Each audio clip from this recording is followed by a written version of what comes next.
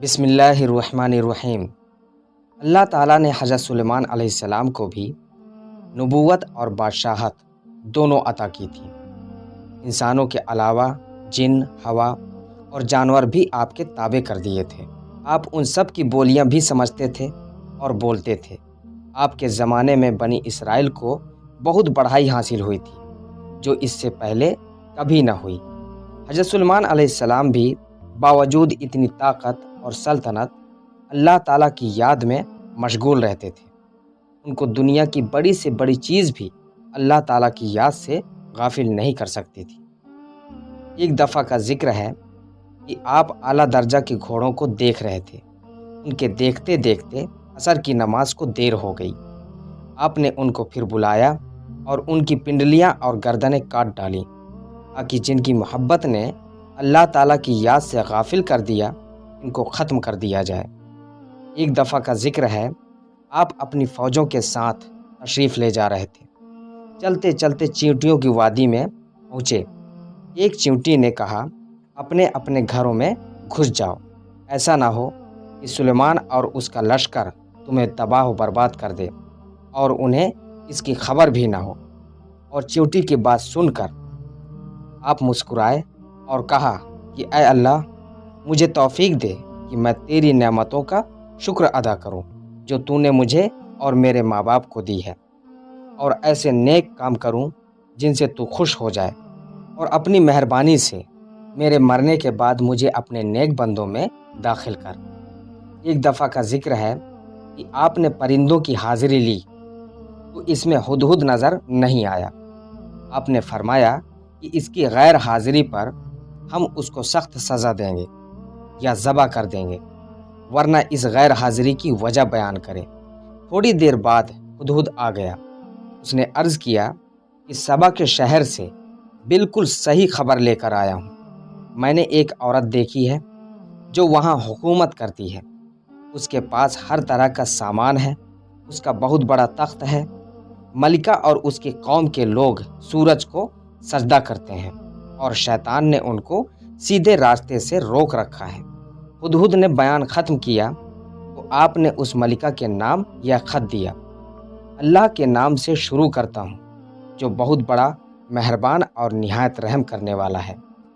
ہم سے سرکشی نہ کرو اور فرما بردار ہو کر ہمارے دربار میں حاضر ہو۔ اور فرمایا کہ اسے سبا کی ملکہ کے پاس لے جاؤ اور پھر دیکھو وہاں سے کیا جواب ملتا ہے۔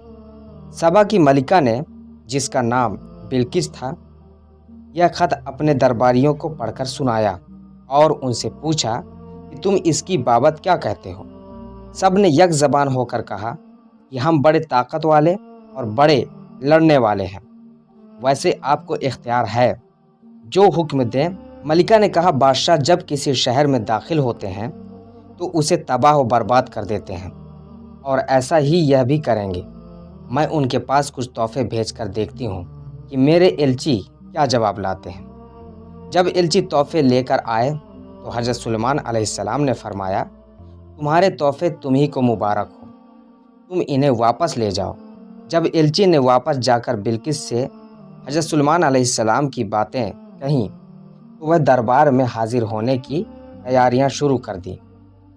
ایلچی کے واپس جانے کے بعد حضرت سلیمان علیہ السلام نے اپنے دربار والوں کو حکم دیا کہ ملکہ کے تخت کو ہمارے پاس لا کر حاضر کرو۔ ایک بڑا جن بولا کہ میں اس سے پہلے کہ آپ دربار سے جائیں آپ کی خدمت میں پیش کر دوں گا، مگر ایک شخص اور کی جس کو اللہ نے کتاب کا علم دیا تھا، اس نے کہا کہ میں آپ کی آنکھ جھپکنے سے پہلے تخت لے آؤں گا۔ چنانچہ آپ کی خدمت میں پیش کیا گیا تو آپ نے فرمایا کہ میرے اللہ کا امتحان ہے کہ میں اس کا شکر ادا کرتا ہوں یا نہیں۔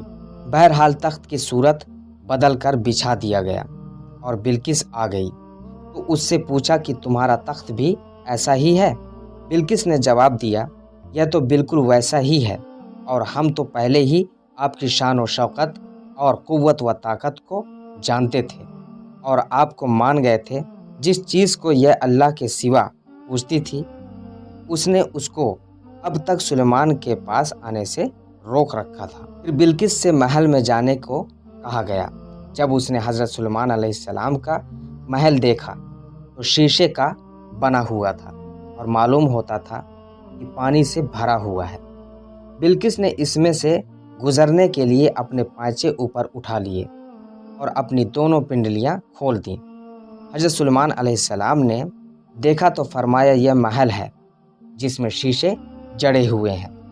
غرض جب بلقیس کو اپنے مذہب کی غلطی معلوم ہوئی تو پکار اٹھی، اے اللہ، میں نے جو اتنی مدت تک سورج کی پوجا کی اور میری وجہ سے میری قوم بھی اس کو پوجتی رہی تو میں نے اپنے اوپر ظلم کیا۔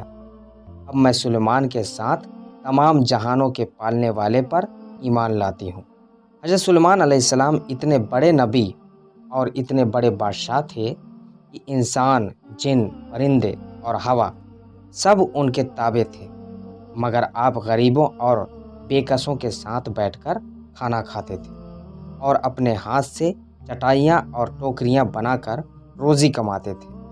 ہر وقت یاد الہی میں مشغول رہتے تھے، راتوں کو بہت کم سوتے تھے، دن میں اللہ کی مخلوق کی خدمت کرتے، بس یہی ان کی زندگی تھی۔